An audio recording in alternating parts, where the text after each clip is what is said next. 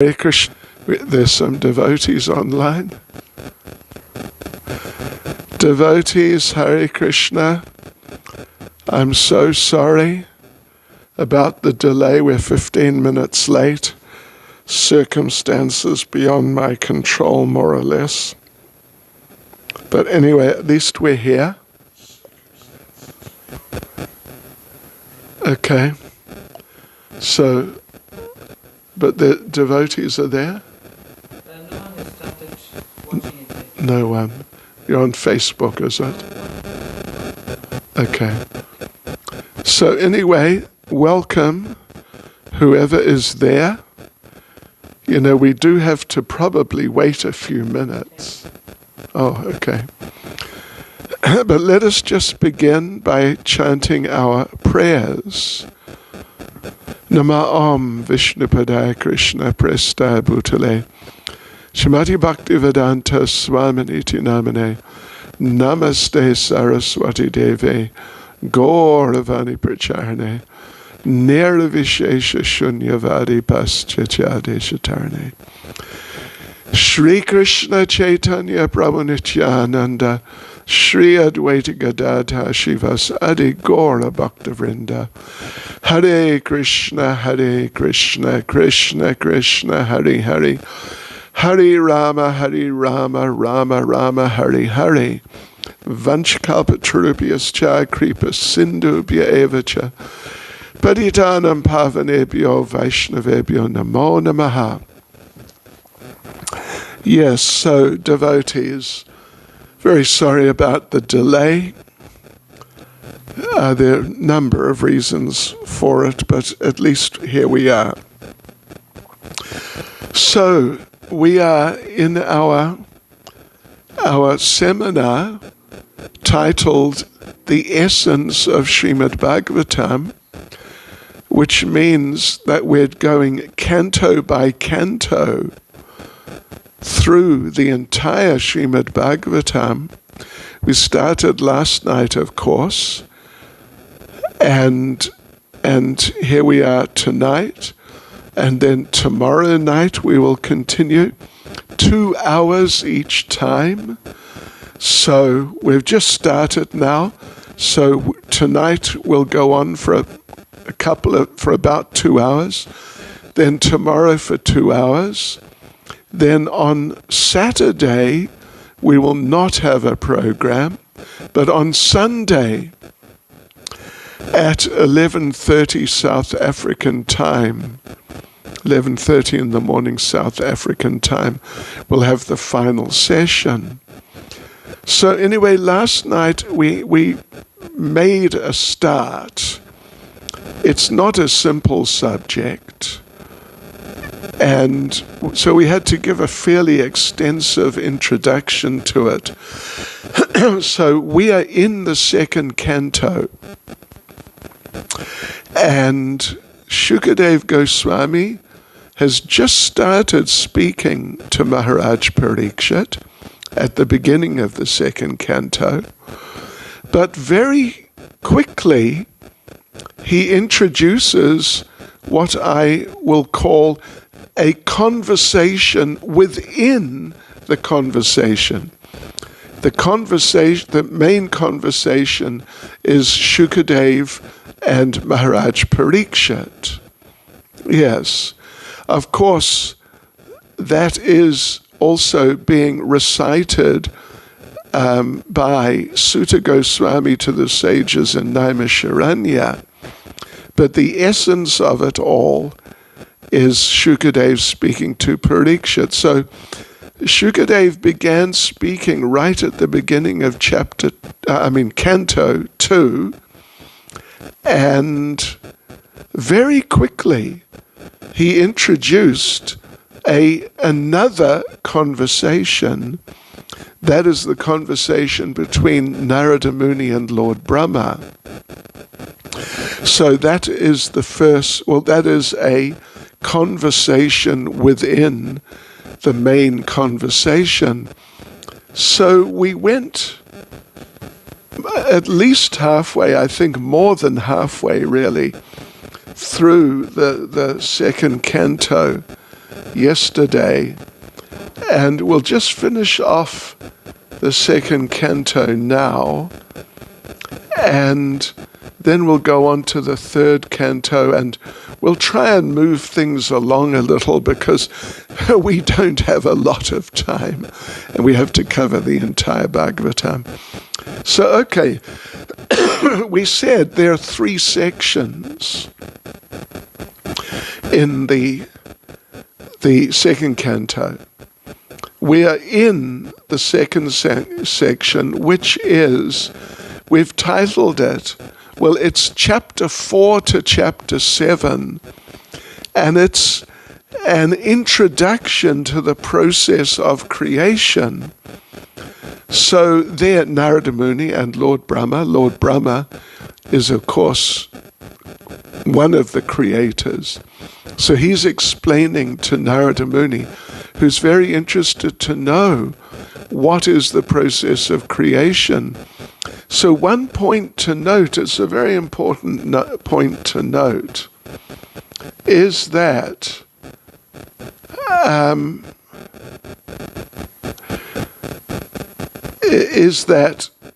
there are 2 phases to the creation. The subject matter here is the creation, process of creation. There are 2 phases. One is the creation from the Supreme Personality of Godhead Himself, beginning with Mahavishnu glancing over the inert material nature known as Pradhan. At the end of the previous creation, when everything was destroyed, everything was reduced to like a soup.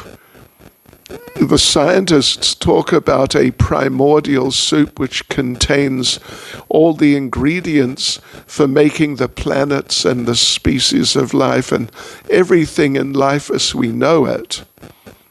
They say, that there was a primordial soup.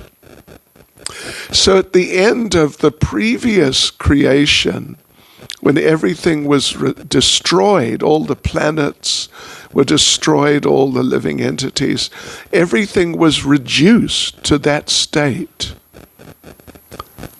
Just like a soup, a big combination of all the things which make up the material world, the material world.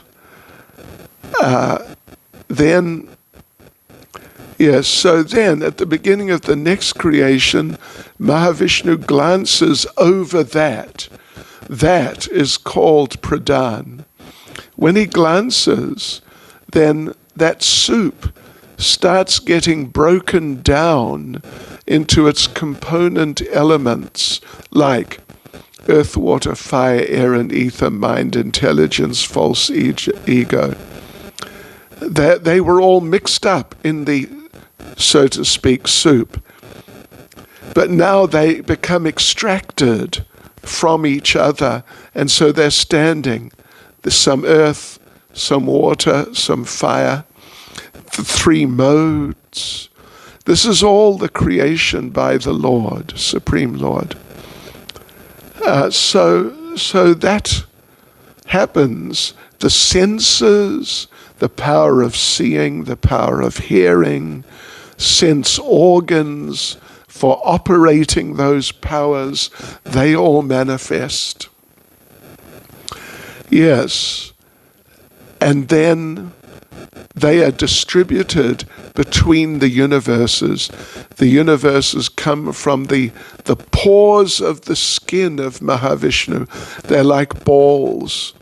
And each ball, each universe gets filled up with different ingredients, which later Brahma will put together and produce the universe as we know it. So this is the thing here. In the second part, introduction to the process of creation. So, yes, Lord Brahma explains Well, Parikshit has asked Shukadev, tell me about the process of creation, please. So in order to do that, Shukadev says, all right, I will tell you about this conversation between Narada and Lord Brahma, in which Narada asks Brahma about the process of creation. And seeing Brahma is the creator, I mean, at least after the creation of the Lord, then he takes over within each universe and puts all the ingredients, etc., together. So Lord Brahma is in a very good position to explain the process of creation. In this case, more or less, for the rest of the canto, it's just looking at the process of creation in different ways. Yes. So like that, there are some important things in that description. Yes, in that description, in chapter 9,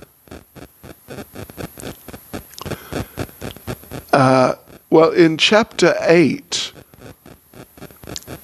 it goes back to Shukadev. It's been Narada, Lord Brahma, but then Shukadev says some more things in chapter 8 of the second canto. What he does is explain how Lord Brahma became realized and what he realized when he became realized. And in chapter 8, in verse 19, as Brahma's becoming realized, the Lord walks up to him and shakes his hand and congratulates him that you have become realized, God realized. So then it switches back again to Narada Muni and Lord Brahma, actually. And in chapter 9 of the second canto, Lord, the Supreme Personality of Godhead, speaks to Lord Brahma the 4 seed verses of the Bhagavatam. This is something you should note. It is the whole Srimad Bhagavatam in 4 verses. Yes, the essence, the real essence of the Bhagavatam. They are verses, chapter 9, verses 33, 34, 35, and 36. I will just read them. So this is 33. The Lord is speaking to Brahma. Brahma, it is I, the personality of Godhead, who is existing before the creation, when there was nothing but myself, nor was there the material nature, the cause of this creation. That which you see now is also I, the personality of Godhead. And after annihilation, what remains will also be I, the personality of Godhead. 34. O Brahma, whatever appears to be of any value, if it's without relation to me, has no reality. Know it as my illusory energy, that reflection which appears to be in darkness. 35. O Brahma, please know that the universal elements enter into the cosmos and at the same time do not enter into the cosmos.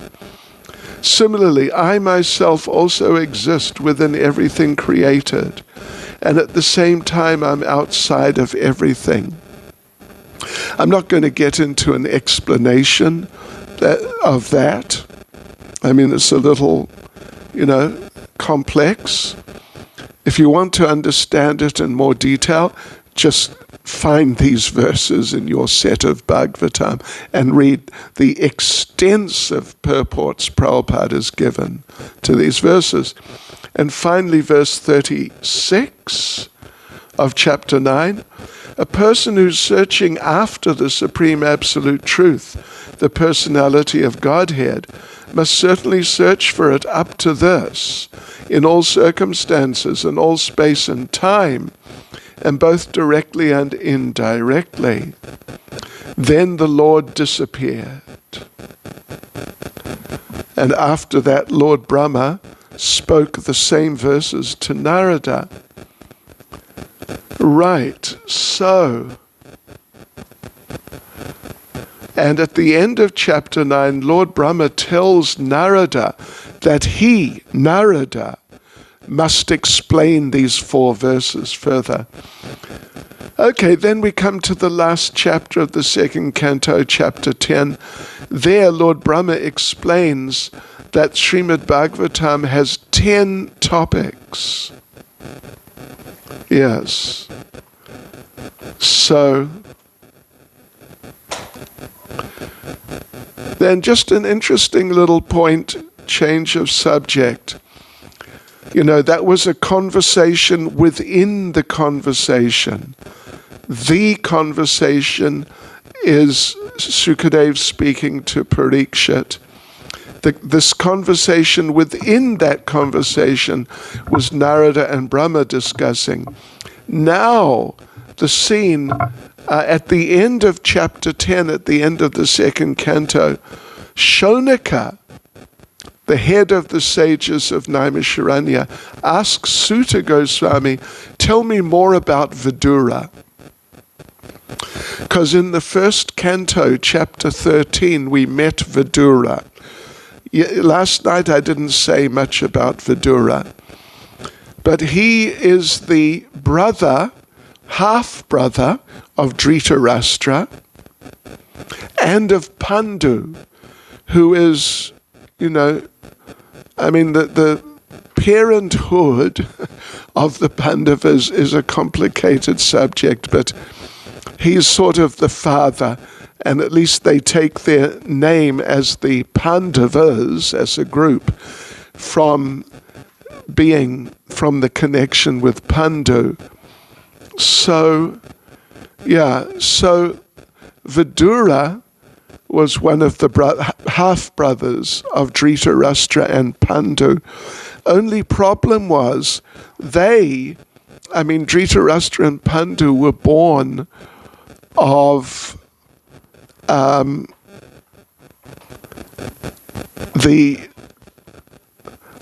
Vyasadeva with Madri and Kunti, or particularly of Madri.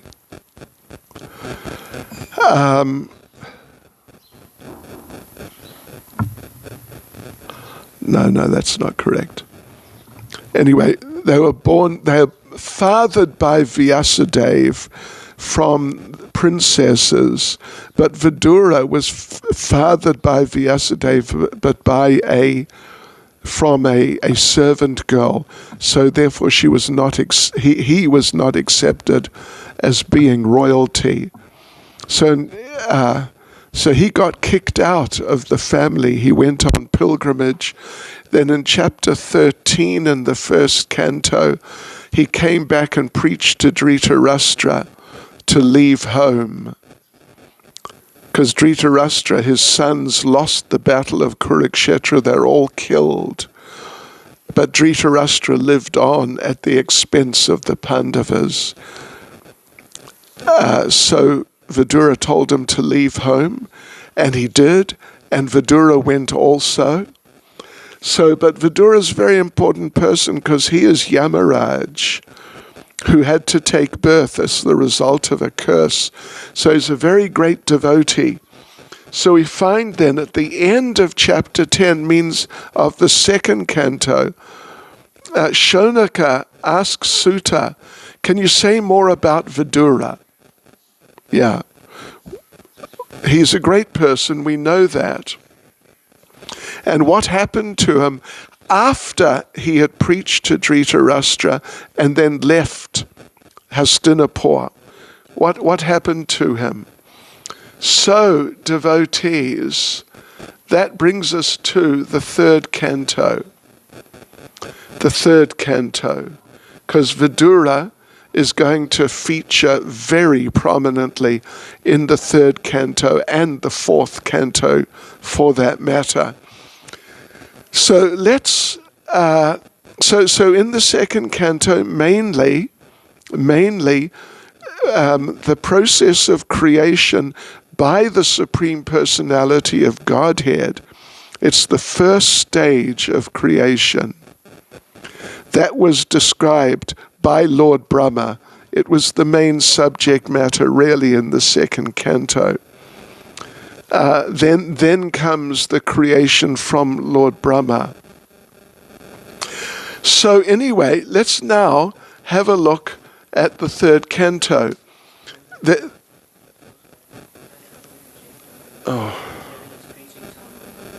Really?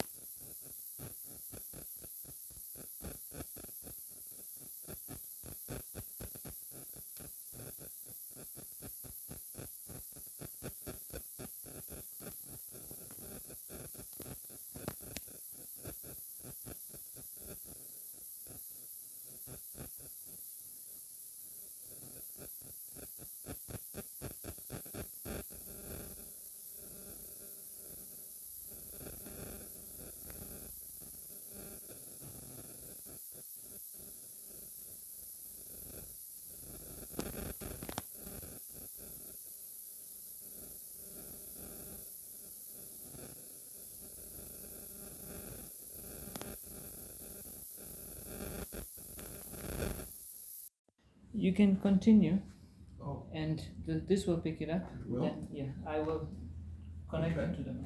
Okay, devotees, excuse us. Little technical hitch there. But here we go. There are 4 sections. First is chapter 1 to chapter 4. And there, Vidura, yes, he was introduced again right at the end, like the last couple of verses of the last chapter of the second canto. So Vidura meets Uddhava after the departure of Lord Krishna. And Uddhava was present when Lord Krishna disappeared. Uddhava was present. Vidura had been away on pilgrimage, actually. And, like we say, in those days, communications were not so good. So Vidura did not know that Lord Krishna had already left this world. But Uddhava informed him. Yes. And Uddhava then,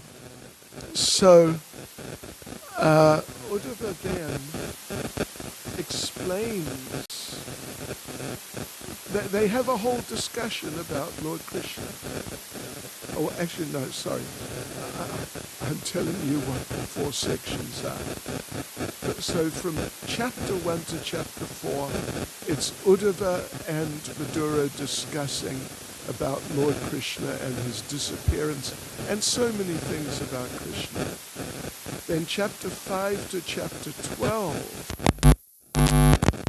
Vidura has asked Uddhava, will you please instruct me? Like really instruct me.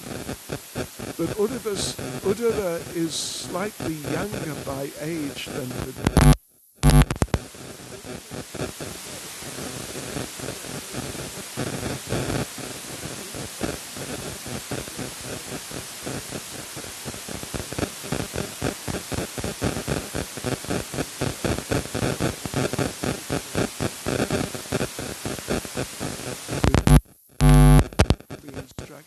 The Lord gave. So then, from verse from chapter 5 to chapter 12, it's all about Vidura approaching Maitreya, initial approach. And then Maitreya starts instructing him about Krishna. Then from chapter 13 to chapter 19, there the theme changes quite radically to the story of Lord Varaha and the fall of Jai and Vijay from the spiritual world. And Vijay becomes Hiranyaksha, and Hiranyaksha is killed by Lord Varaha. So this is all there from chapter 13 to chapter 19. Then from chapter 20 to 33, which is the end of the third canto, it's the whole story of Kapila, Lord Kapila, with Devahuti. This whole story. Okay, so let us briefly go through, first of all, the first section from chapter 1 to chapter 4, and the theme, as I said, it's Vidura, or it's Uddhava informing Vidura about the departure of Lord Krishna, and then the two of them discussing so many things, different pastimes. I mean, in a nutshell, all the pastimes of Lord Krishna, how he killed this demon, then that demon, then another demon, and so on and so forth. So that goes on. From chapter 1 to chapter 4. So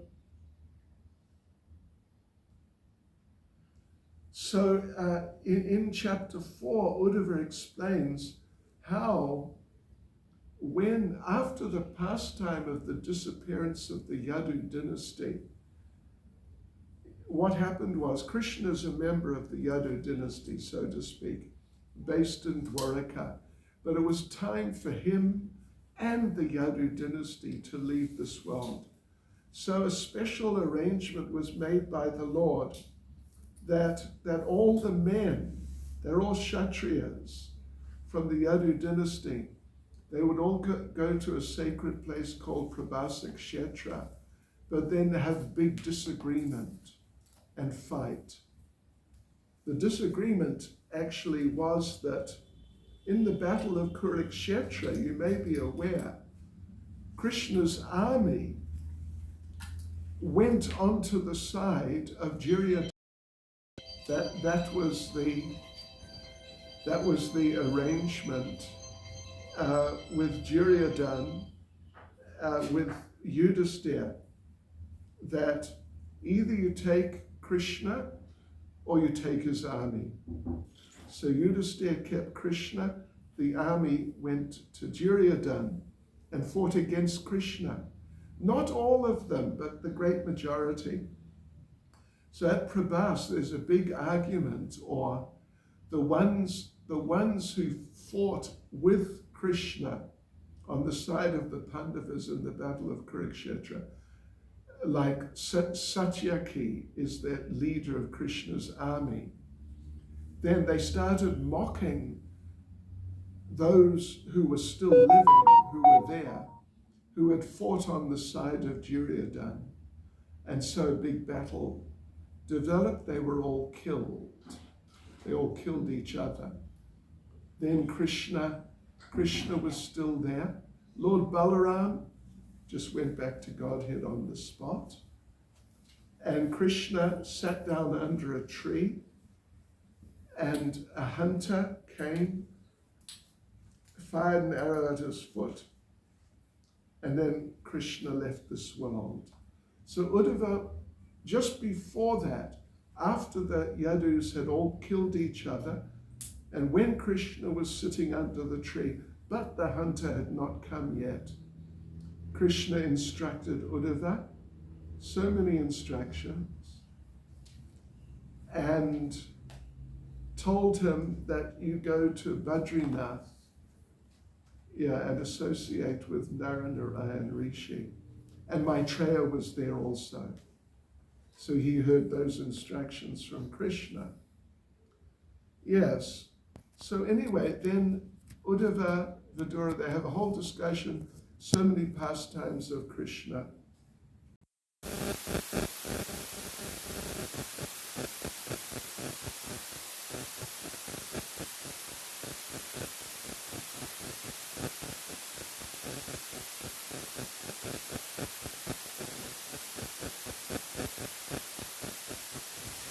But Uddhava says, no, you should, I'm junior to you.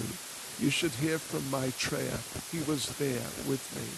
And he's older and he's a great saint. So you go and take shelter of him. So then Uddhava left off to Badrinath.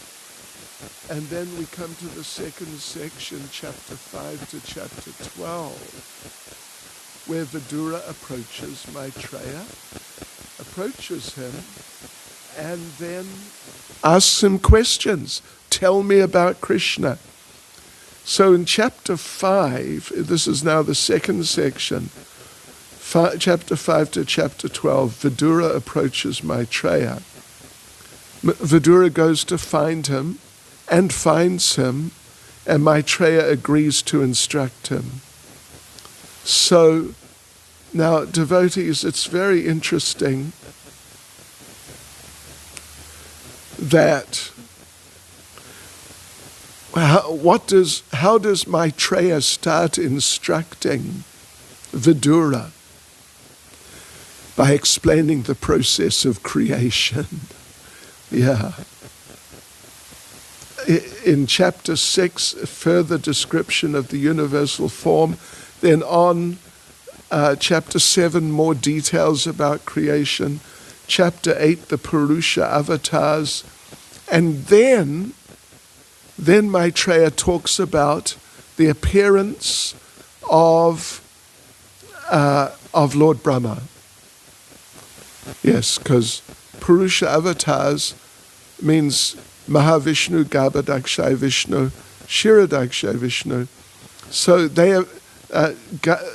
Garbhadakshay Vishnu has just manifested within the universe from Mahavishnu.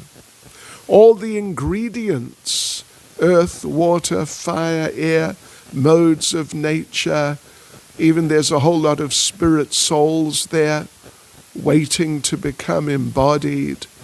All these things are there, just waiting to be put together. That is the duty of Lord Brahma. Up to that point,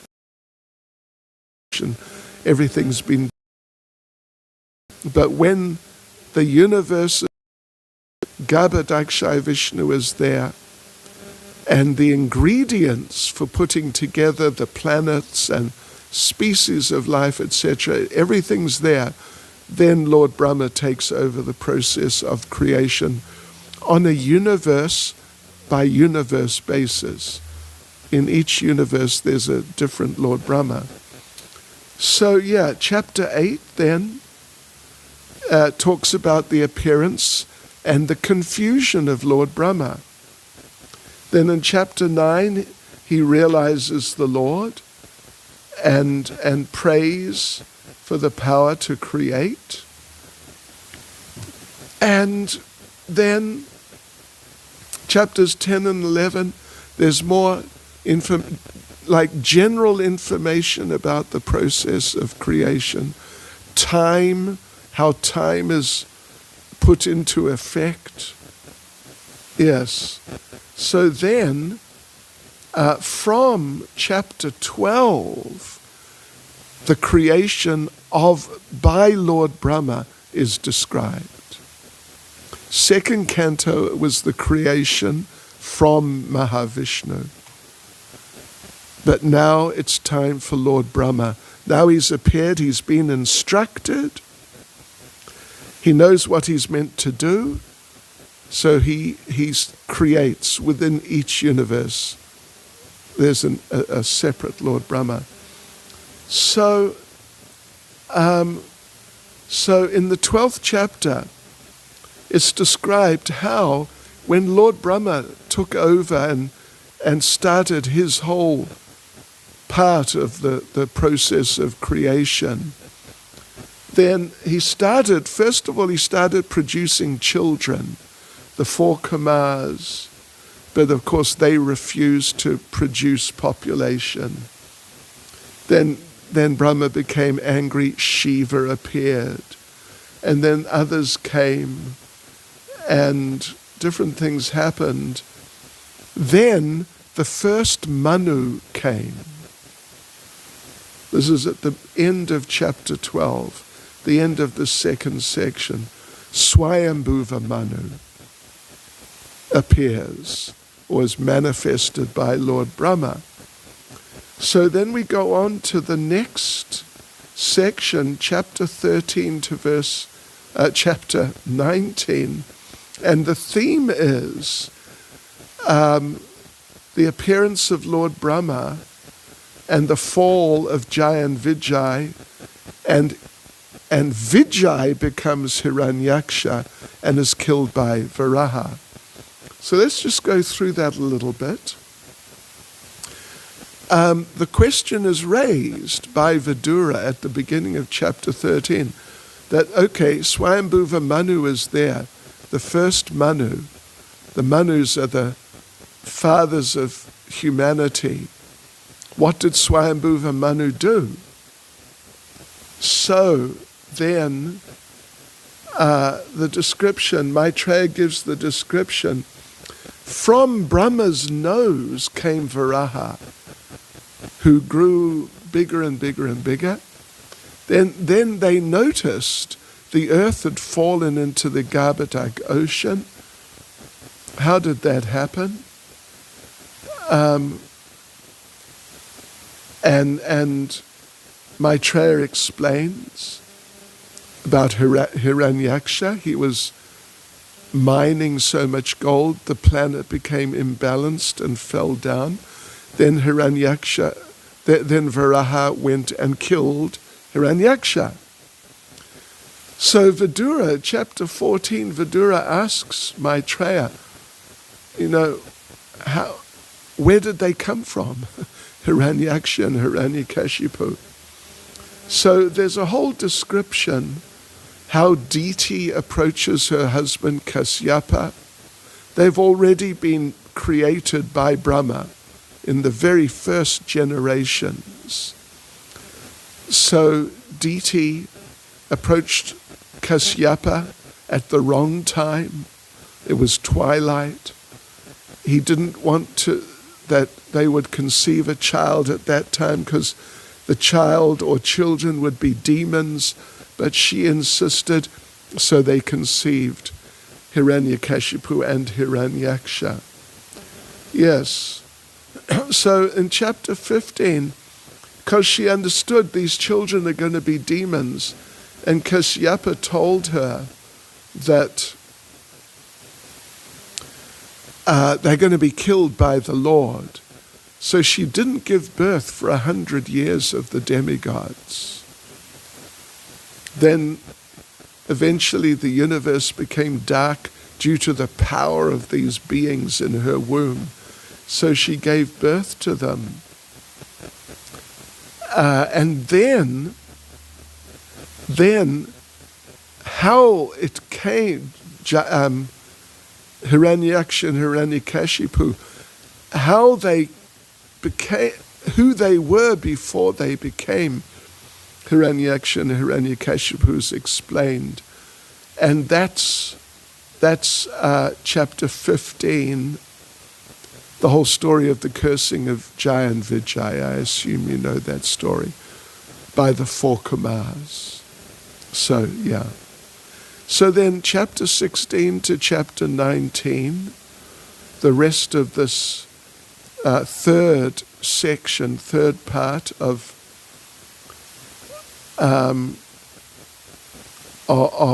the third canto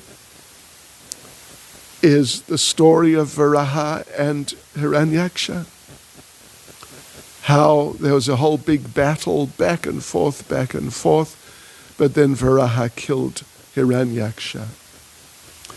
So then the fourth section, chapter 20 to chapter 33, is all about Kapila and Devahuti. It's still at the same time, Swayambhuva Manu. I mean, it's after the killing of Hiranyaksha. But Swayambhuva Manu is still the Manu. So, yes, so Vidura asks Maitreya, can you tell me about the family of Swayambhuva Manu? And in this way, the story of Devahuti, who's one of the daughters of Swayambhuva Manu, and Kardama Muni, who becomes her husband, that story begins. And then, of course, their son is Kapila, the Supreme Lord. So, yes, and it's kind of interesting, kind of funny almost. Kardama was so advanced, such an elevated devotee, the Lord appeared before him and had a conversation with him. And the Lord asked him, what would you like? And it's a little, difficult to understand how it could be like that. But Kardama said, I want a wife. He's so elevated. The Lord appears to him and speaks to him. But he wants a wife. Okay, so the Lord blesses him. And the arrangement is made. By the Lord's arrangement, Swayambhuva Manu gives his daughter Devahuti, one of his daughters, to Kardama. Devahuti, she's a princess. Kardama is an extreme renunciate. Just so extreme. But she, even though she's brought up in a incredibly opulent situation, she accepts that austere way of life and serves her husband. And so Kardama wants to leave home and just become Krishna conscious. But Devahuti says, okay, that's fine, but you must give me a son first of all. In this way, Kapila appears. So he appears in chapter 24. Then from chapter 25 to 33, which is the end of the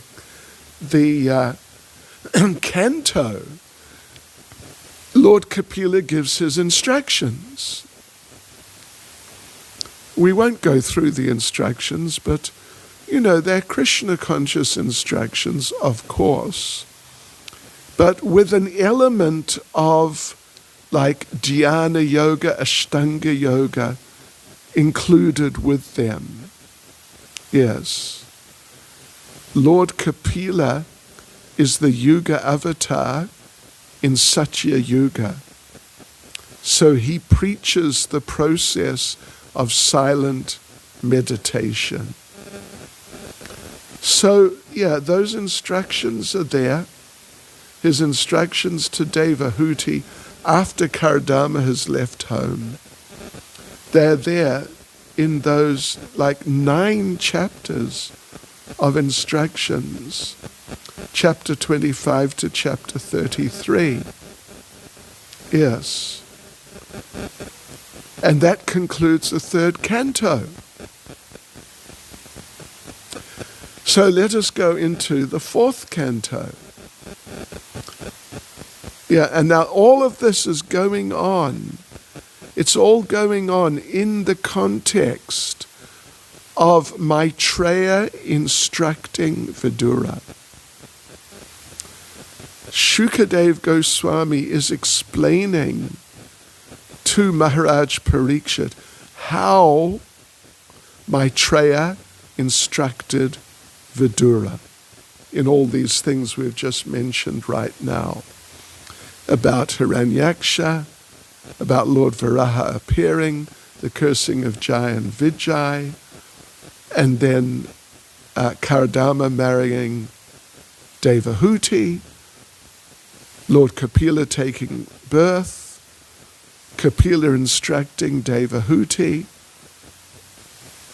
That's all Maitreya's in.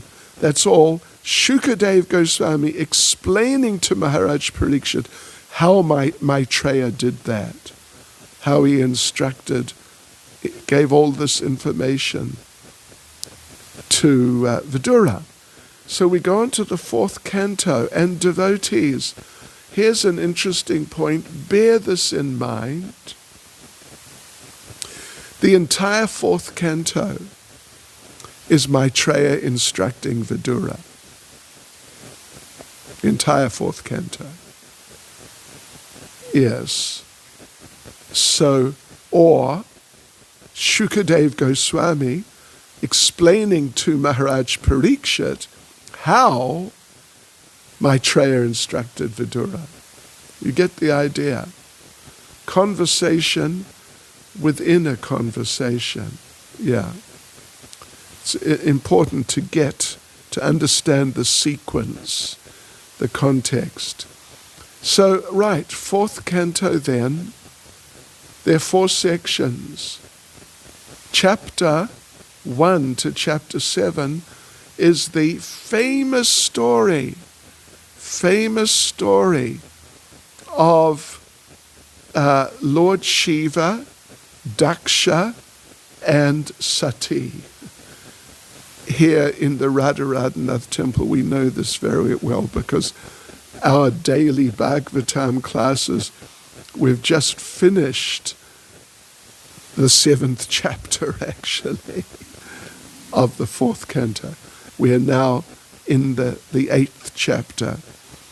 So, but anyway, yeah, famous story. Sati committing suicide, Daksha being killed, and so on and so forth. Anyway, we're just explaining what are the sections right now.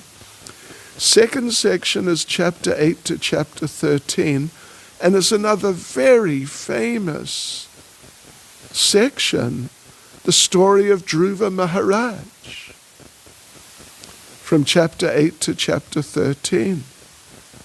It's such, that is such an important part, an interesting part of the Srimad Bhagavatam.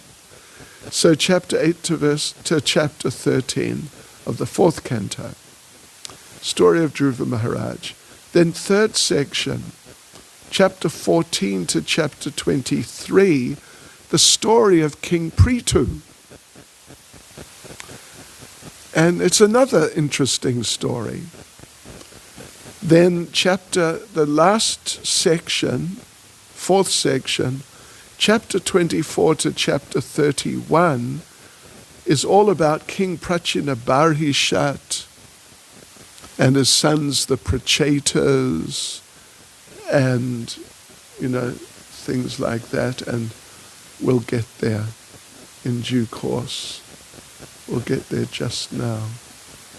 So, okay, let's go into the first section, very famous, as we said, the story of Sati committing suicide, and Daksha, her father, and Lord Shiva, and what happened.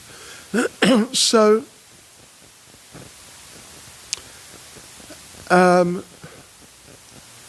now, Maitreya, as we said, Maitreya is describing all of this. So, he talked about Kardama, Devahuti, and then Lord Kapila. In the context was, who were the family members of Swayambhuva Manu? Who was the first Manu?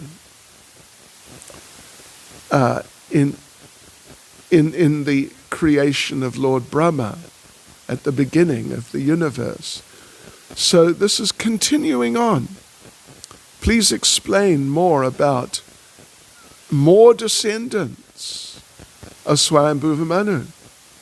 And Sati was the 16th daughter of Swayambhuva Manu. Sati was. Yes. So, Oh no, sorry. Sati was the 16th daughter of Manu's third daughter. You got me? And that daughter, the third daughter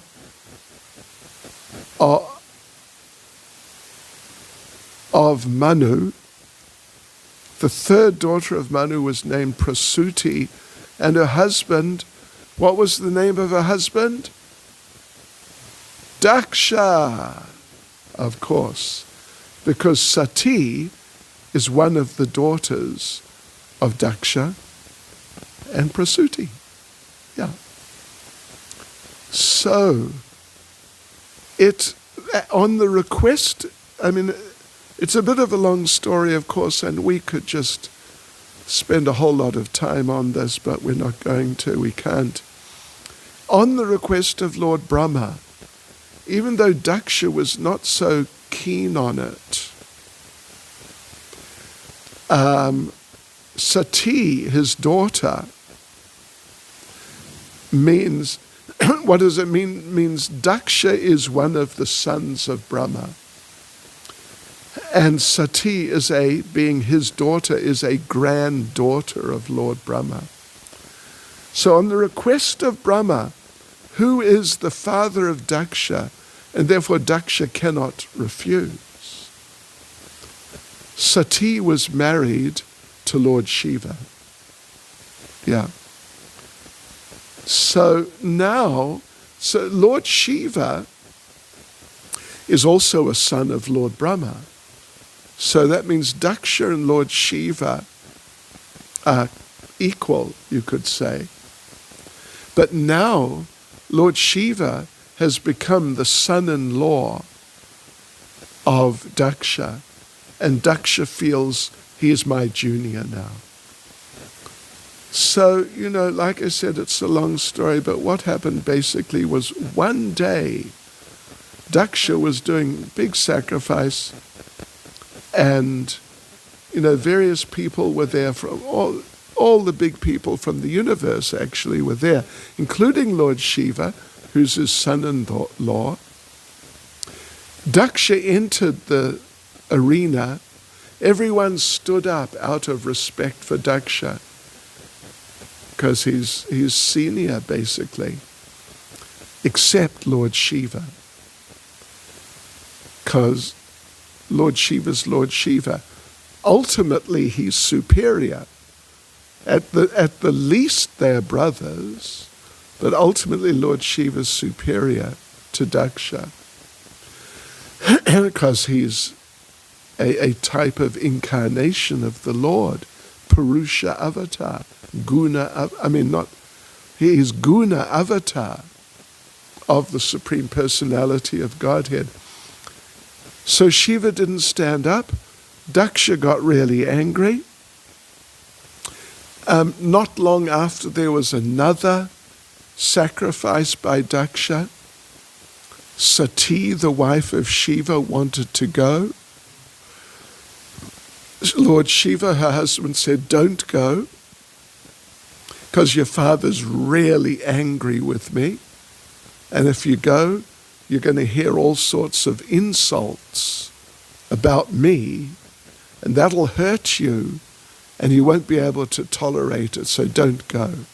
Actually, he knows she would become suicidal when she hears those criticisms of her husband by her father. But she goes. She goes. And sure enough, Daksha doesn't exactly blaspheme Lord Shiva in front of her. He just ignores her, completely ignores her. And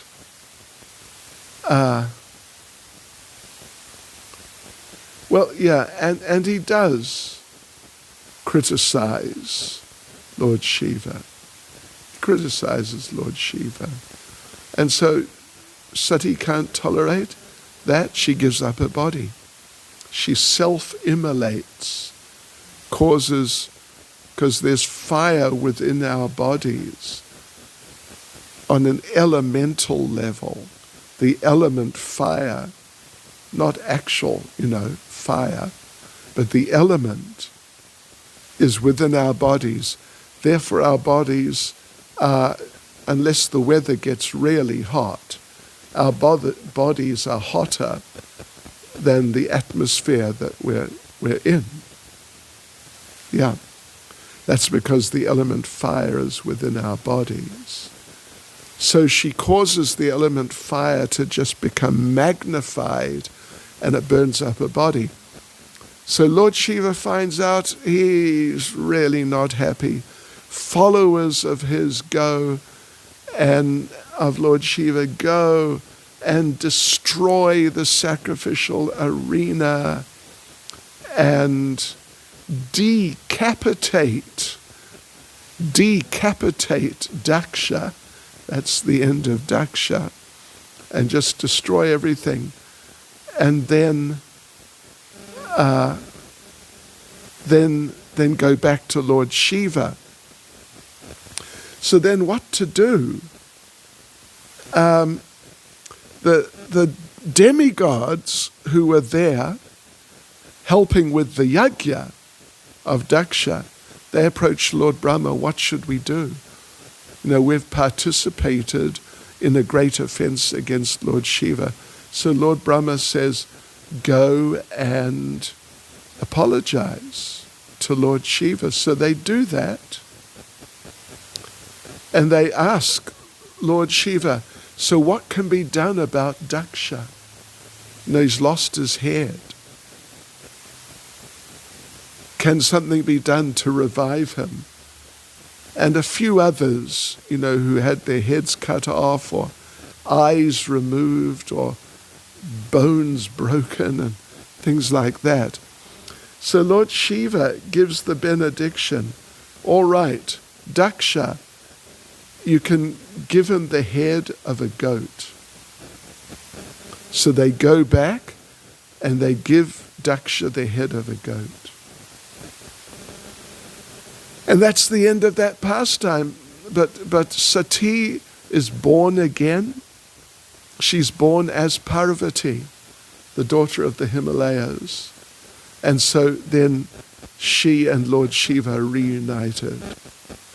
So that takes us to the second section, chapter 8 to chapter 13, story of Dhruva Maharaj. And again, it's another famous story.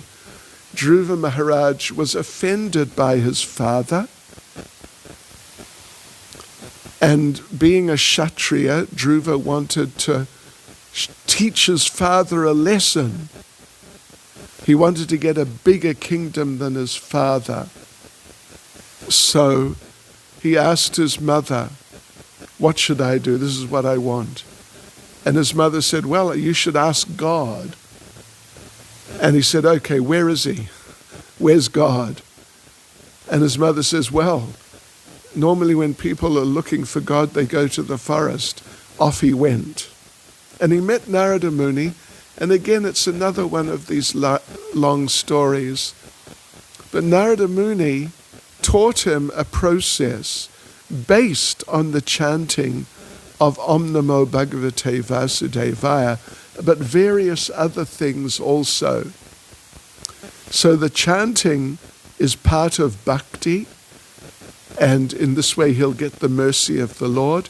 The other activities would make him powerful, which is what he asked for. He didn't ask for bhakti, he asked for power, so he could get a bigger kingdom than his father's. So Narada instructed him in such a way that without knowing he was going to get the mercy of the Lord, and the Lord would appear to him, without knowing that, his desire was fulfilled, but he became powerful enough to get a kingdom bigger than his father's. So yeah, that's what happens. He does this whole program, including chanting Om Namo Bhagavate Vasudevaya. The Lord appears to him. In the meantime, he's become purified through the chanting. And when the Lord appears and touches him on the head with his conch shell, he becomes totally purified. I mean, the final purification happens. And the Lord says, yeah, I hear you want a kingdom. And Dhruva says, well, I did, but now I see you. I'm not interested in getting a kingdom. I thought it was something very valuable, and I really wanted it. But now I see you.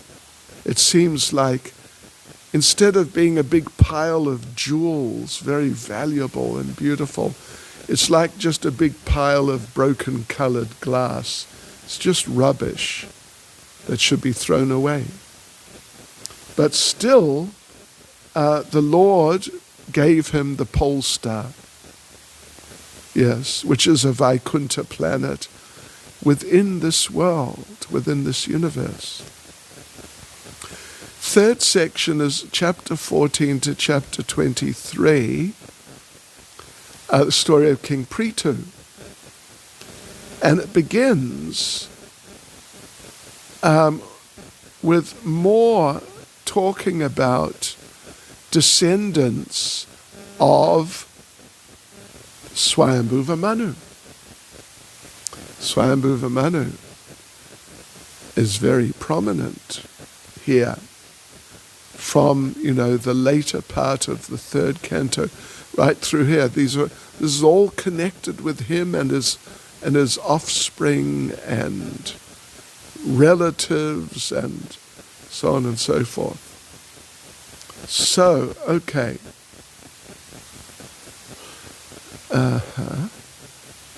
So King Prithu. So different descendants of Swayambhuva Manu are listed out. And finally, there's one called Anga, who was a great devotee, but he had a son who was really bad, and his son was Vena. So the question's raised, how could a great devotee like Anga, he's really a great devotee, have a son who's just like the most horrific demon, incredible demon? And the interesting explanation is that Anga, his wife, was the daughter of death, personified. Because all these beings exist as persons at that time. She was the daughter of death personified, and death is super heavy and super mean and super, like, he's vicious. He just destroys.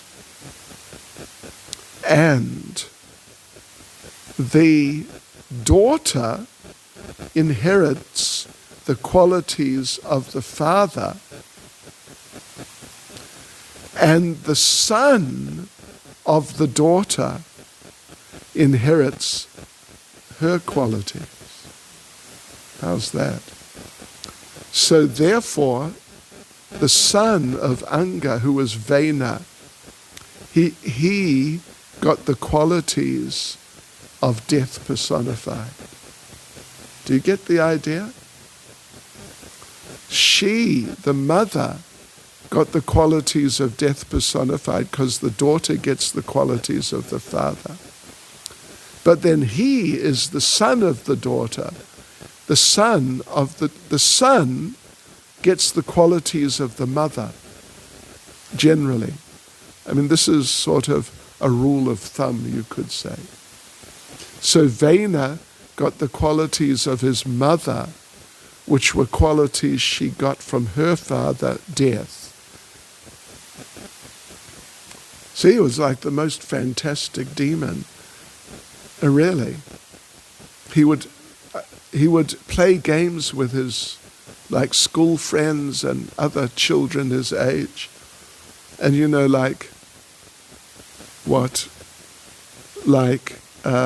war games. And he would actually kill his friends in the course of the games. It wouldn't just be bang, bang, you're dead, oh, okay, or something like that. But he would actually kill them. And he stopped all the worship of God, and he had everyone worship him. And if people would not worship him, he would have them killed. So after a while, the Brahmins realized this can't go on. So the Brahmins killed him by cursing him. The Brahmins cursed Vena.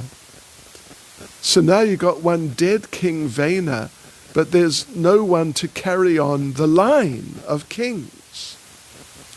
So what they did, the Brahmins, the term which is used is they churned the limbs of Vena, and out came Prithu. And then out came Shatarupa, not Shatarupa, what's her name? Anyway, the woman who's to become his wife. And Prithu was an expansion of the Supreme Lord. Prithu actually is Shakjavesh. He's a jiva, but he embodies one of the potencies of the Lord. It's the potency called the Dusta Shakti. Means the Shakti, the power to chastise. Like criminals and people like that. So then the story, from 14 to 23, the story is told of, in 14, Vena is there, and then he's killed. And then in 15, because Prithu appears out of the body of Vena full grown, not like a baby. And his wife comes out also fully grown.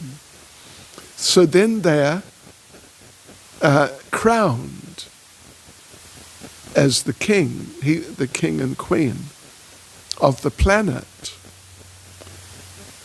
And he's glorified. And just an interesting point, he says, I haven't done anything yet. They glorify him because they know what he's going to do. He says, I haven't done anything yet. So please don't glorify me like this. Interesting point. Yeah. So then he's ruling, but then he notices something very strange. The earth is not producing crops, particularly grains. So he becomes angry with the earth.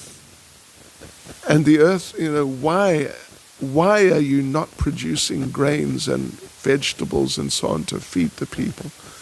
And the earth explains that it's because people were not doing sacrifice properly. So then Prithu arranges sacrifices done properly. Then he milks the planet Earth in the form of a cow. Again, Mother Earth takes the form of a cow. He milks her, and then all produce comes.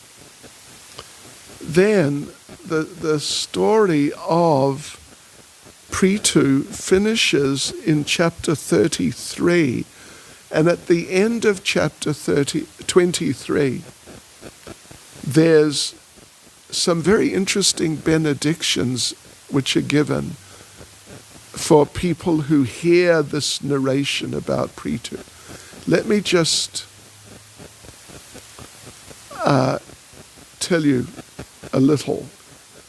By hearing the narration of Prithu Maharaj, one can become great, increases duration of life, gain promotion to the heavenly planets, and counteract the contaminations of the age of Kali.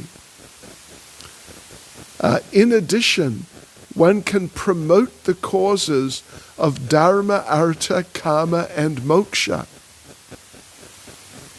How's that? Yeah. So therefore, it is advisable for a materialistic person to read and hear narrations of the life of Prithu. And so he gives, so different benedictions are given. Some are material, as we just read, but some are also completely spiritual. A pure devotee who is executing the different processes of devotional service may be situated in the transcendental possession, being completely absorbed in Krishna consciousness. But even he, while discharging devotional service, must hear, read, and induce others to hear about the character and life of Prithu Maharaj. So now we go on to the last section, chapter 24 to chapter 31. It's all about King Prachanabarhishat, who was one of the great-grandsons of Prithu, and his sons were the Prachetas. And they were asked to be Prajapatis. Lord Brahma wanted them to produce population, because the universe is still in the process of being populated by the different species, and it's still going on. It is not been completed yet. So Brahma wanted them to be, Daksha wanted them to become Prajapatis, progenitors. But then they met Lord Shiva, and he gave them a transcendental song, which they sang, and they became transcendental. Well, actually, they sang the song given to them by Lord Shiva, and then Narada Muni preached to them and convinced them that they should not become progenitors. They should take sannyas. So they did. So anyway,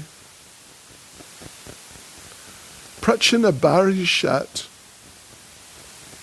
was around, and he was performing fruitive sacrifices. So in order to convince him that fruitive activity was not right, Narada came and told him the story of King Paranjan. So that story of King Paranjan goes on from chapter 25 to chapter 28. Narada Muni, it's Maitreya telling Vidura. Well, it's Shukadev Goswami telling Parikshit how Maitreya told Vidura about this, and now it's Maitreya telling Vidura how Narada Muni told Prachanabarhishat, don't be so materialistic. So it's another story within a story within a story, So in order to convince Prachanabarhishat that he shouldn't be so materialistic, Narada told him the story of Paranjan. Paranjan is an imaginary person, doesn't exist. But it's like a fable. It's like a fable, basically. He gets deeply entangled.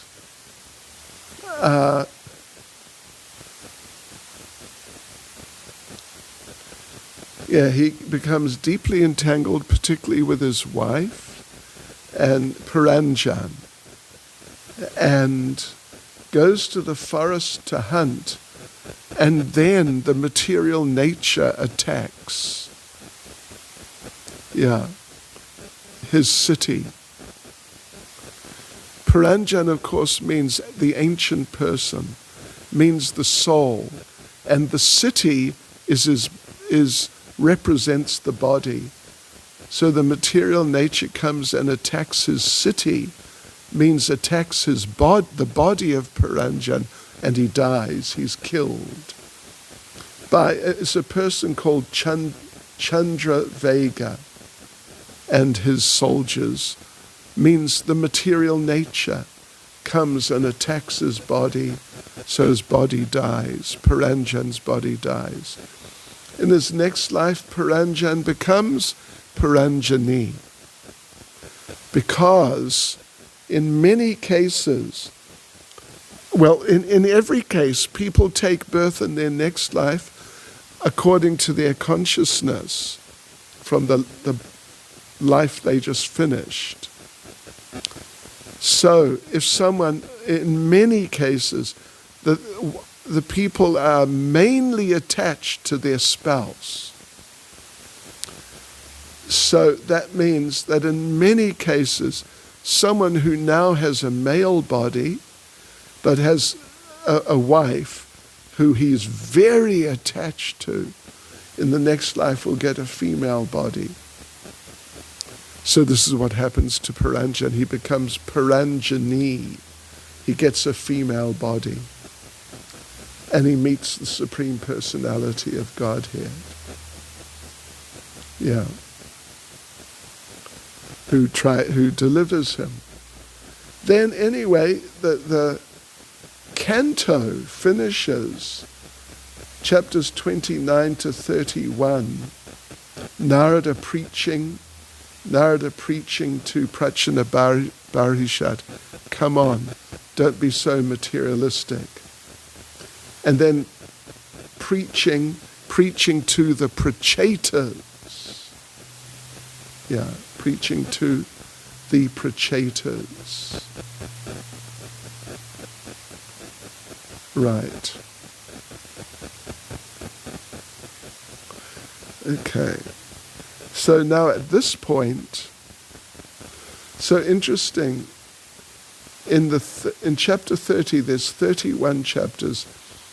In chapter 30, because the Prachetas were working together so nicely, the Supreme Lord blessed them.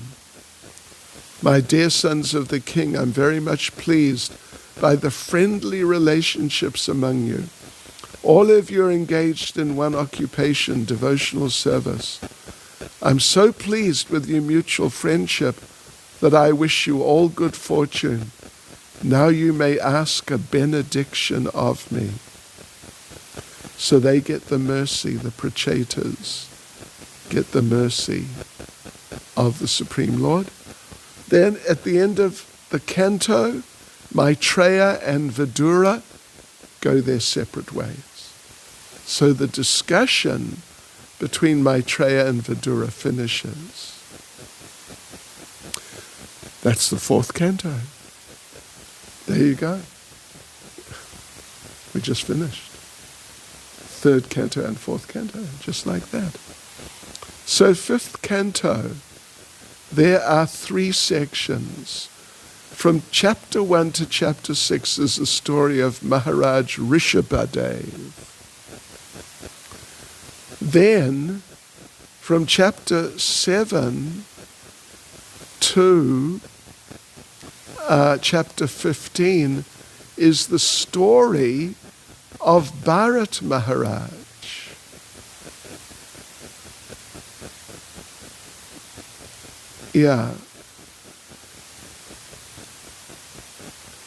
And then from chapter 16 to chapter 26, there's a description of the universe as put together by Lord Brahma. So, yes, Lord Rishabha was let us say, So from here to the end of chapter 15, which is the end of the story of Bharat Maharaj, and there's further mention of Priyavrata actually, and descendants of Priyavrata. So at the end of 15, it concludes the discussion connected with Priyavrata, let us say. Priyavrata was the uncle of Dhruva. And so these are all descendants of Swayambhuva Manu. They're all descendants of Swayambhuva Manu, but the description of the descendants of Swayambhuva Manu finishes at the end of chapter 15. So, okay, there we go.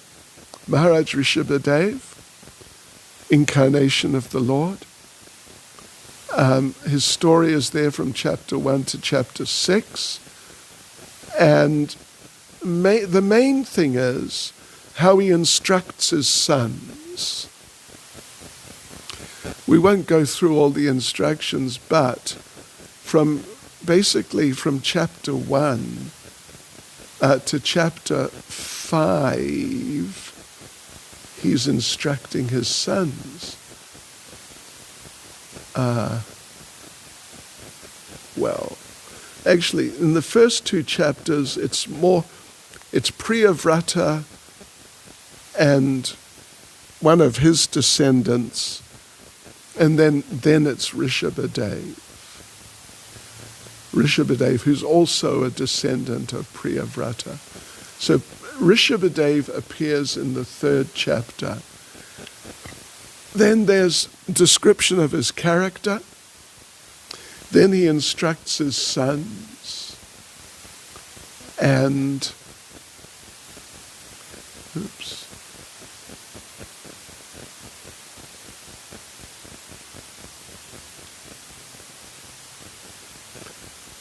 yes. So, Bharat Maharaj was one of the sons of Rishabhadev. Is it? I think it's Rishabhadev.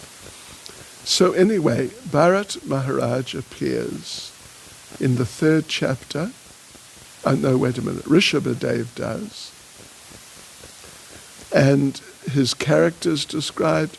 Then in chapter 5, his teachings to his sons are, elaborated on in detail. Then he leaves home in chapter 6.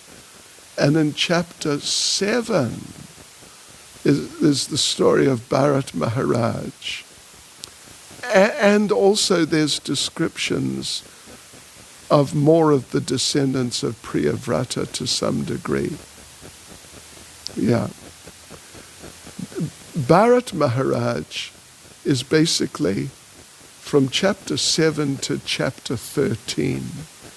And then there's some further descriptions of descendants of Priyavrata, who's descended from Swayambhuva Manu. But anyway, Bharat Maharaj, you all know the story of Bharat Maharaj. He was great devotee, great king.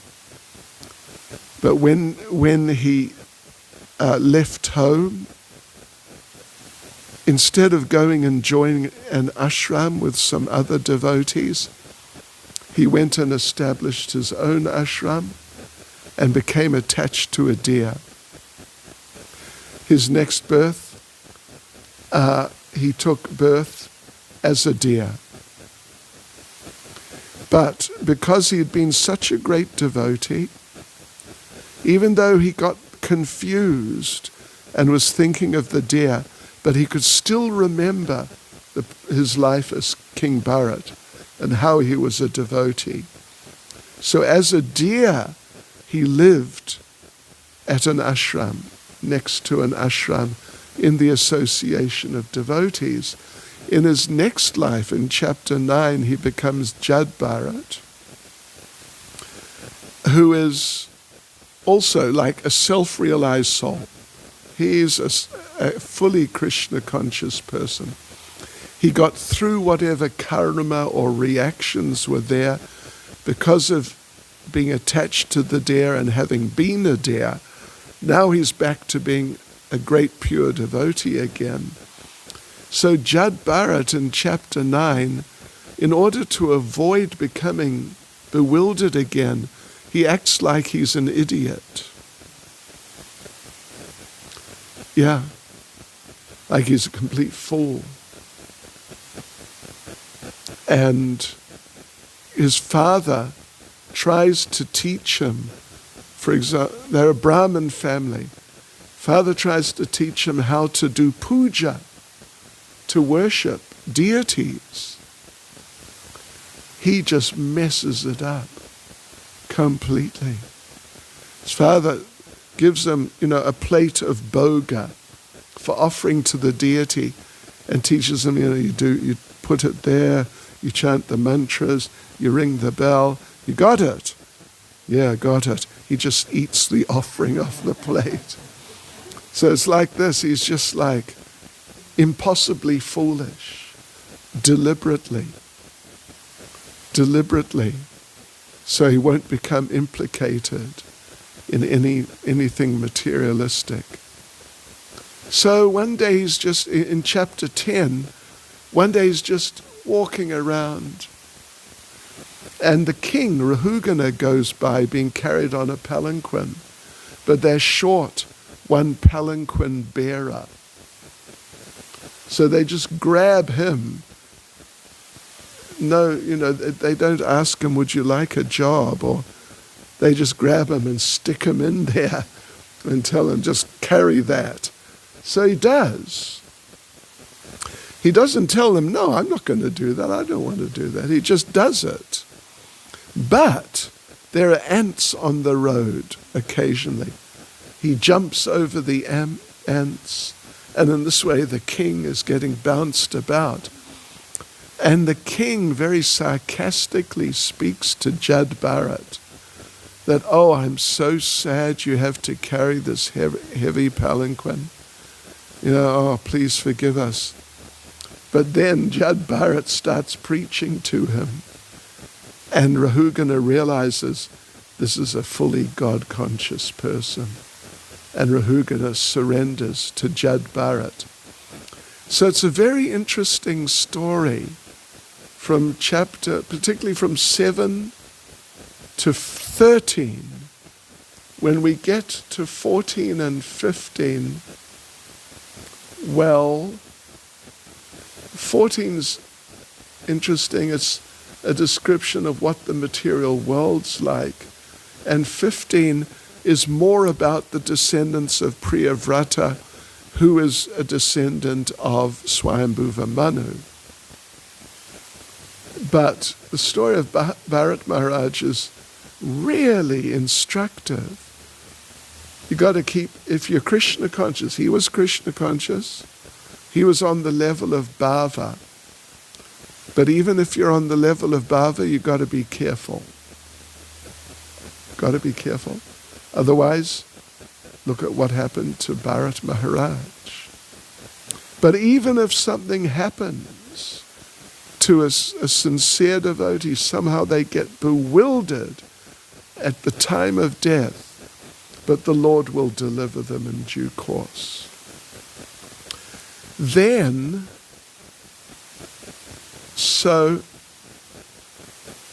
we go into the third section, chapter 16 to chapter 26. It's about it's called the description of the universe. Even here, Priyavrata is mentioned actually. But anyway, it's, talking about first of all, it describes Jambu Dweep.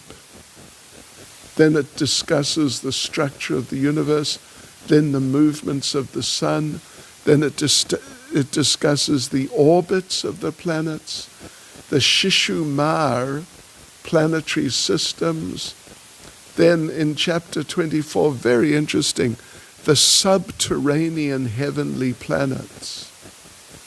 People, populated by people who are demons. They're anti-God, they're atheists, they're demons, but they're extremely pious.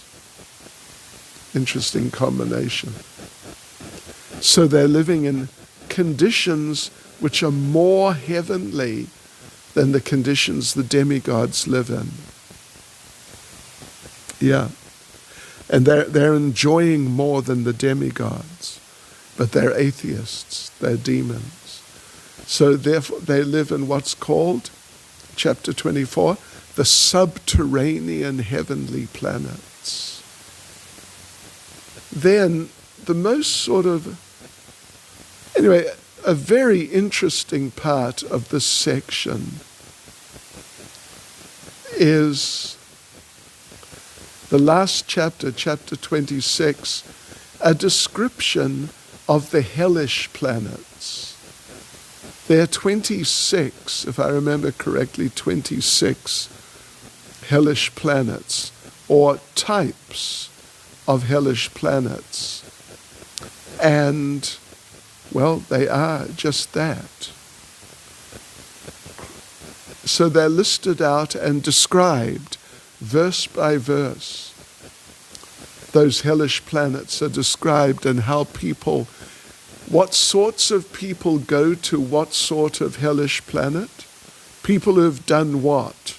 Done a certain type of sinful activity, go to this type of hellish planet. People who have done another type of sinful activity go to a different hellish planet. I'll just read a few of the descriptions. So, one of the verses. And this is now back to Shukadev Goswami instructing Maharaj Parikshit. Yeah. Actually, basically, the fifth canto, because we finished Maitreya and Vidura at the end of the fourth canto. But, yeah, starting with chapter 1 of the fifth canto, we're back to, it is Maharaj Parikshit and Shukadev Goswami all the way through. So anyway, Shukadev says, my dear king, Parikshit, a person who appropriates another's legitimate wife, children or money, is arrested at the time of death by the fierce Yamadutas, who bind him with the rope of time and forcibly throw him into the hellish planet known as Tamisra. On this very dark planet, the sinful man is chastised by the Yamadutas, who beat and rebuke him. He is starved, and he is given no water to drink. Thus, the wrathful assistants of Yamaraj cause him severe suffering, and sometimes he faints from their chastisement. A person who accepts his body as the self works very hard day and night for money to maintain his body and the bodies of his wife and children.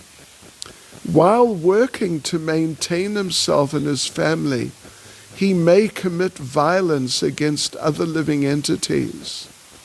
Such a person is forced to give up his body and his family at the time of death, when he suffers the reaction for his envy of other creatures by being thrown into the hell called Raurava. Yes.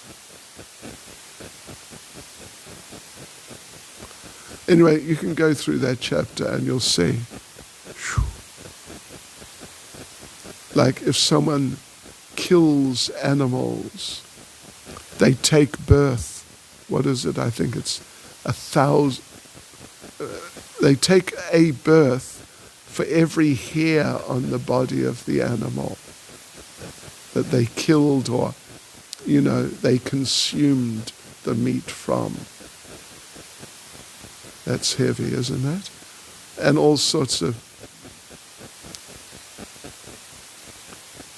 hellish punishments. Okay, devotees, we are making headway, aren't we? Look at that. We now go on to the 6th canto,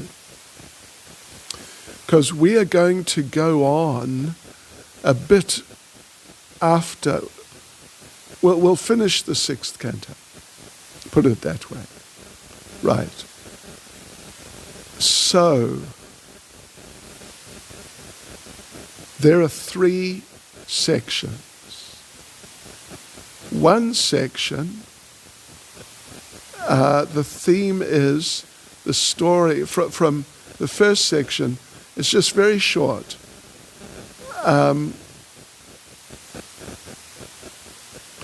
Chapter 1 to chapter 3.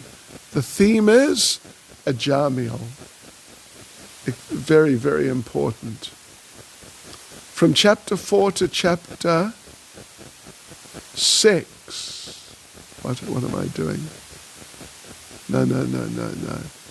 From chapter 4 to chapter 20.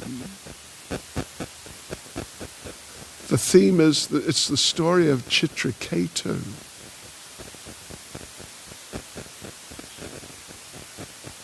Just a sec. Theme is the story of Chitraketu. Just bear with me.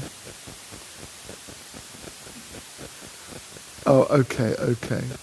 Yeah, because in the 6th canto, there's only 19 chapters. All righty. Yeah. So from chapter 4 to chapter 19, yeah.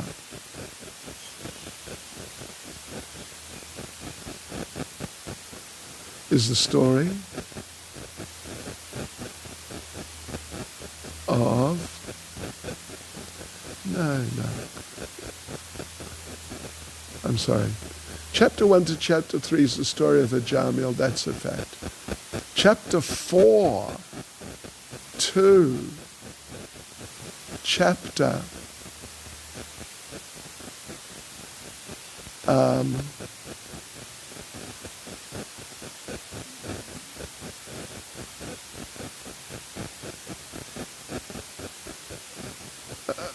what is it? Chapter 4 to chapter 6. Okay. Right. It's about the Prachetas again, from the end of the 4th canto, the Prachetas, and Daksha again. Yeah. Daksha again. Daksha and the Prachetas and Narada Muni. Then chapter 7 to chapter 19 is the story of Chitraketu. That's a story. That is, wow, really a story. Anyway, the story of Ajamil, I think you all know that story. It's something we talk about a lot.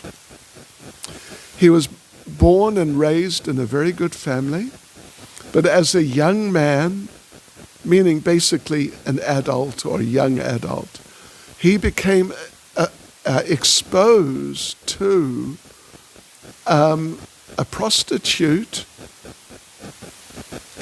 having a sexual relationship with some low-class man. And it really bewildered him. And he really became attracted to the prostitute and, what they were doing and that whole sort of thing. So what he did, he was already married. He's a Brahmin, from a very pious background. He employed the prostitute as a housekeeper. Then he got rid of his wife, married the prostitute. But the prostitute was what they call a high maintenance wife. You know what that means? A high maintenance wife. Not only does he have to buy her a motor car, but he has to buy her, a Mercedes Benz or two. Anyway, you get the idea. Yeah. So he couldn't make enough money. So he had to take to a life of crime. And he became just like a terrible, terrible person. Then finally, just before he was about to die, his wife gave birth to a son. They named the son Narayan because it was the culture. Because it was the culture. Not because they wanted the benefit of, the spiritual benefit, just because it was the culture. Narayan was just a common name. So now he's dying. The Yamadutas come. He doesn't know what to do, Ajamil. All he can think of is to call for his son Narayan, so he does. And the Vishnu Dutas come, because he chanted the name of the Lord, and they save him from the Yamadutas. And then Ajamil does not die. He is revived, and he lives on for a while. He goes to Badrik Ashram. He goes to Haridwar. To Haridwar, associates with the devotees, becomes a pure devotee, goes back to Godhead. In the meantime, the Yamadutas go back to Yamaraj. And again, this is Shukadev, directly speaking. Yamadutas go back to Yamaraj and say, hey, what happened? This is what happened. We thought you were the supreme, but now it seems you're not. If you're not, who is? And why?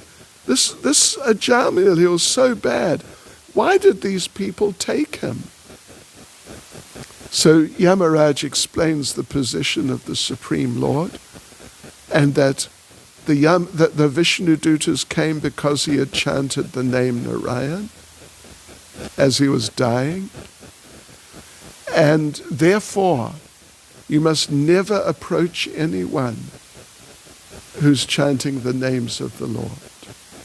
Don't approach them. Yes. Never approach them. So therefore we understand that the devotees are saved. Yeah. So that's from chapter 1 to chapter 3.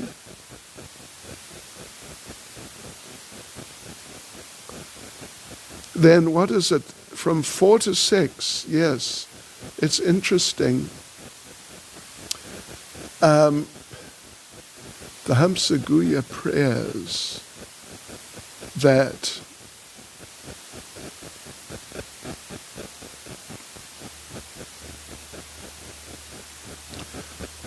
Maharaj Parikshit asks Sukadev, can you tell me more about the creation of the living entities?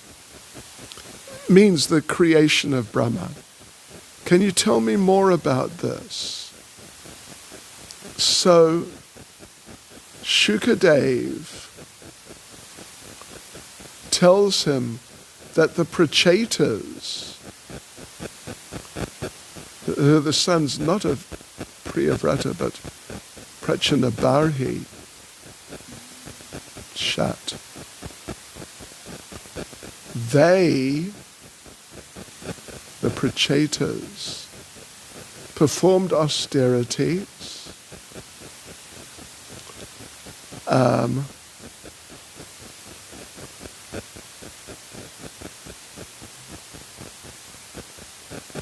anyway, it's sort of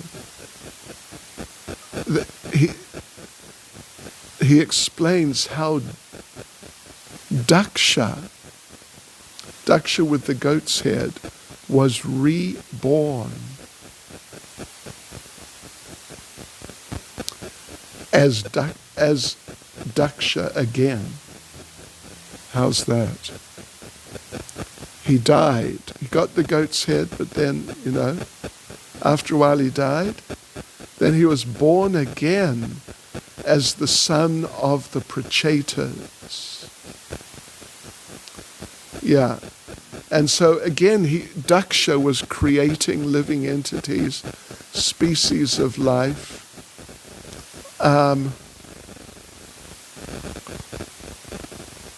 But Narada had made his sons give up being Prajapatis.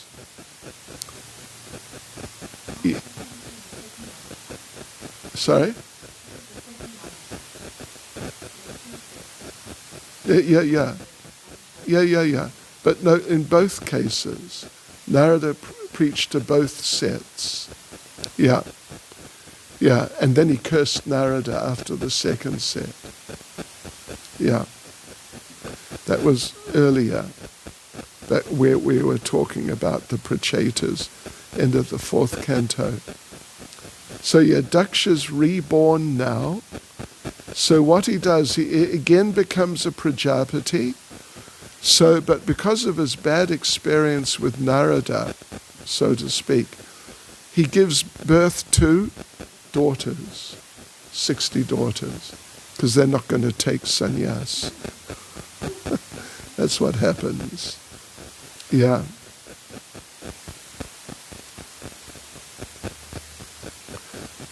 So anyway, then we come on to the last section. It's a little complicated.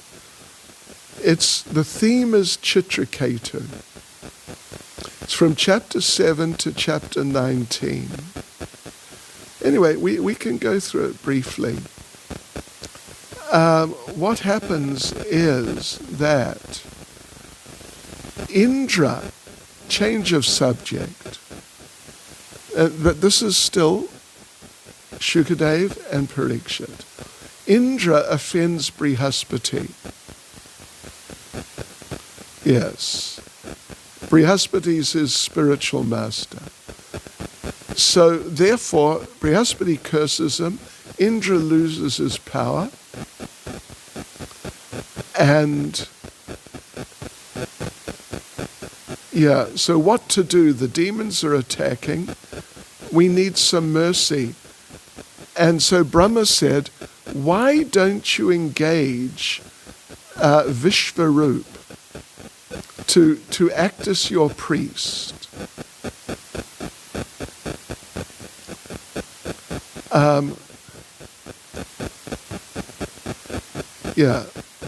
Vishvarup.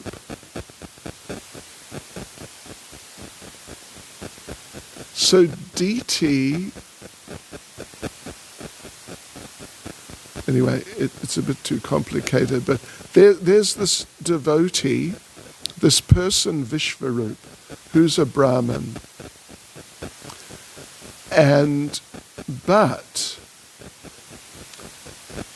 Diti was the daughter of Daksha. Diti was the wife of Kashyapa. Then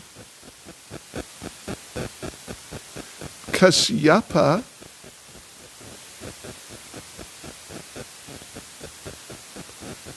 anyway, I'm going to have to check it out and get back to you on how Vishvarup was born.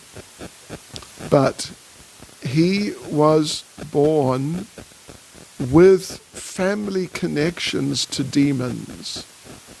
Even though he's the son of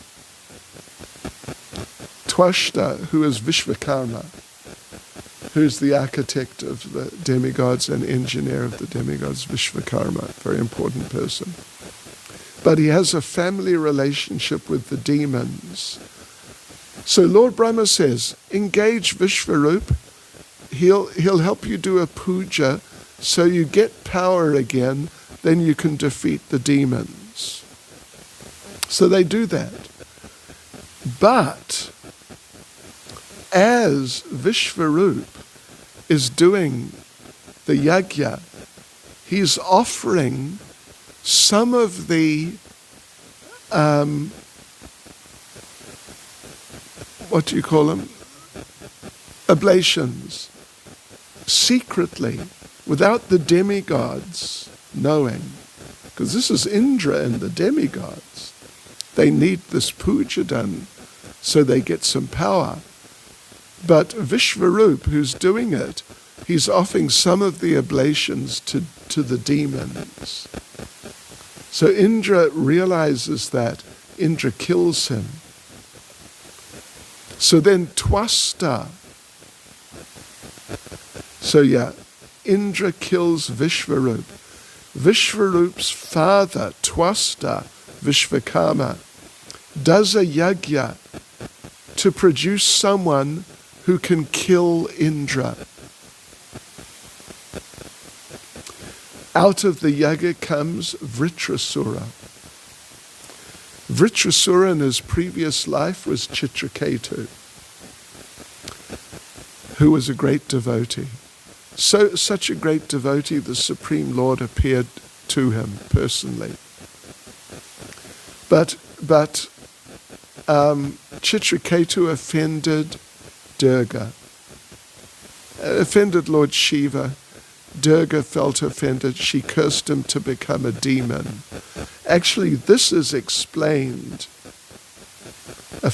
after the story of Vritrasura has been completed. But anyway, I'm just telling you. Vritrasura had been Chitraketu, who was a great devotee. But when he saw Durga sitting on the lap of Lord Shiva while Lord Shiva was preaching to a group of sannyasis, Chitraketu laughed, and Durga was offended. She cursed him to become a demon. He became Vritrasura, who, according to Twasta's intention, was meant to be powerful enough to kill Indra. There was a problem.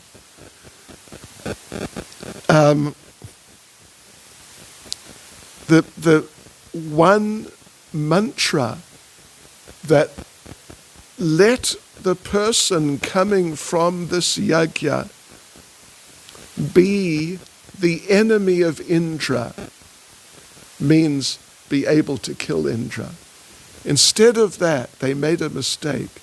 They said, let the person who comes from this yajna be someone whose enemy is Indra, means who Indra can kill. So there's Vritrasura, and he's like this monstrous, fantastic demon, incredible. But in his previous life, he was Chitraketu, a pure devotee, very great devotee. So he still has he has the body of a demon, but the consciousness of a pure devotee. So anyway, off he goes to fight with Indra. And he does. And he almost kills Indra, but he can't. So Indra kills him. Indra cut his head off. It took a year. Haribol. Yeah, it took a year. Because he was so powerful, Vritrasura was so powerful. Just before Indra did that, then